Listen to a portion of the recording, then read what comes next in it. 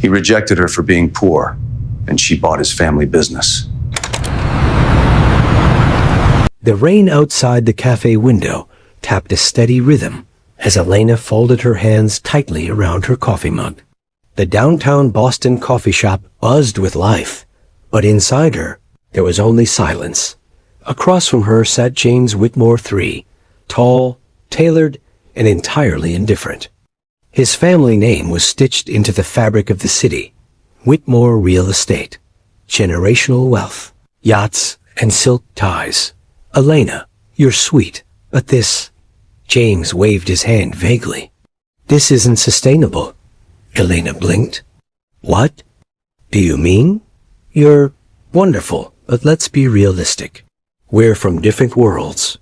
My parents would never accept you. I mean, you work retail. She stiffened.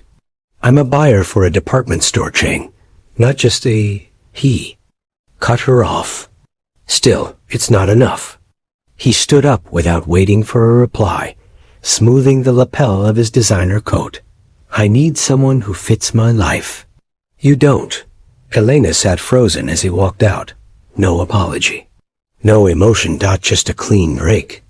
Wounds and work. 6 months. Later, Elena had turned her pain into fuel. Humiliation burned deeper than heartbreak. She hadn't just been dumped. She'd been dismissed. Like she was disposable. Poor. Her best friend Layla had watched it unfold. That guy's ego has a trust fund, she had said. You're better than this. And maybe for the first time, Elena believed her. She began working double shifts. Every hour she wasn't at her buyer's job, she freelanced as a product consultant. Her knack for identifying trends became a weapon. She saved every dime. Her wardrobe didn't change. Her meals came from her kitchen. And then something strange happened. An email from a startup founder she'd once advised for free. You changed our strategy, Elena. We'd like to make you a partner. That startup exploded within a year. The stock options? Life-changing. Elena didn't just become wealthy. She became smart. She hired a financial advisor, built a real estate portfolio, and started her own company, Eve Lux Ventures, focusing on sustainable fashion and small business investments. By year 3, Forbes listed her as one of the top self-made women under 30. That's when she saw the news. Whitmore Holdings facing bankruptcy amid mismanagement claims. She read every word of the article. James's father was ill. The business had declined. Their empire was bleeding cash. Elena didn't feel glee. Not yet, but a thought took root. A feeling. Justice doesn't always come from fate. Sometimes you write it yourself. The Whitmore boardroom was still polished, but the desperation was in the air. Investors had pulled out. Morale was low. The Whitmore brothers sat silently while their lawyer introduced the prospective buyer. She's liquid. She's smart, and she wants full ownership. Here she is. Elena walked in with a black power suit, hair tied back, eyes calm. She placed her leather folder on the table with precision. James's head snapped up. His jaw dropped. Elena? She didn't flinch. Ms. Torres, if you don't mind. James stood. What the hell are you doing here? I'm acquiring Whitmore Holdings. His brothers looked confused. You know her? Oh, he knows me, she said, turning pages. He rejected me for being too poor. The boardroom fell into stunned silence. I want 100% control. I'll keep the staff, streamline the portfolio. But all of you? Gone. Effective immediately. One of the directors leaned forward. You're serious? She looked at him coldly. You're bleeding money. I'm the bandage. James stared at her like she was a ghost. Why are you doing this? You taught me what I'm worth by showing me what I wasn't. James showed up at her office 2 days later. It was sunset. Glass walls glowed golden behind him as he stood awkwardly in her doorway. Elena, I'm busy. He stayed anyway. You really bought my family's company. No, I saved it. You left it to rot.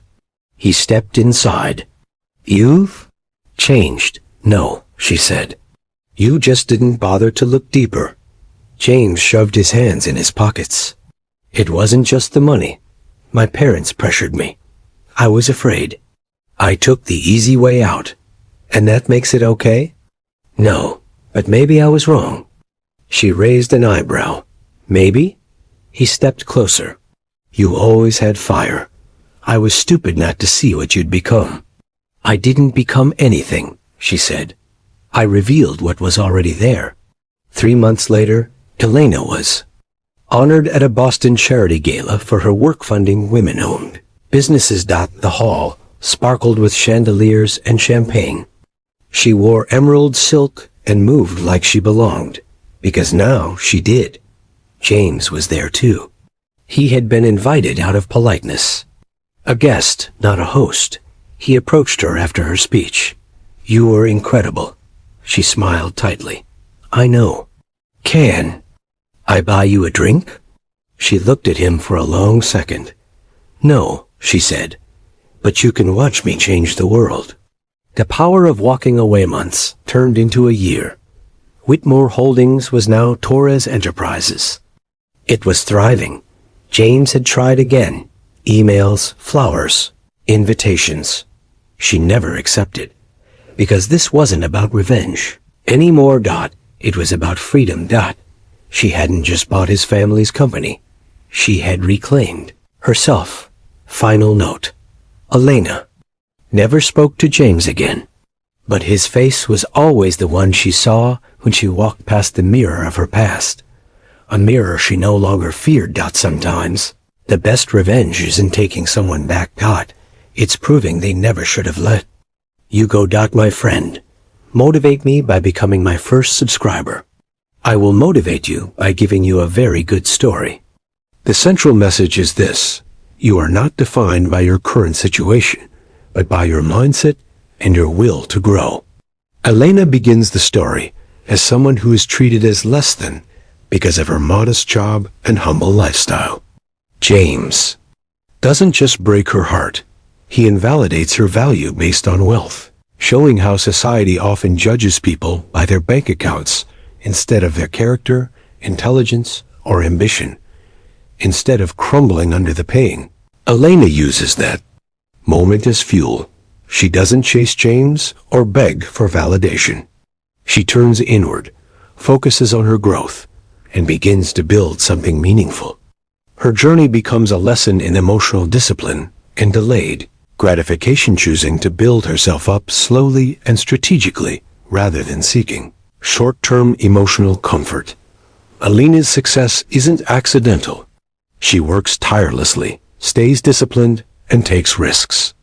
Her financial transformation is not about becoming rich for the sake of wealth. It's about reclaiming power, dignity, and control over her narrative. That's what makes her revenge so poetic. She doesn't ruin James. She rises above him. Of the most inspiring elements is how Elena handles her eventual power. When she has every chance to humiliate James or take him back just to hurt him, she doesn't. She remains composed, professional, and emotionally grounded. This sends a powerful message. True strength isn't about revenge. It's about freedom. The moment you no longer need validation from the people who once rejected you is when you've truly won. So the motivation is clear. Take revenge. But don't wait for the right time and the right moment. Work hard and seek change. Don't chase those who doubt you.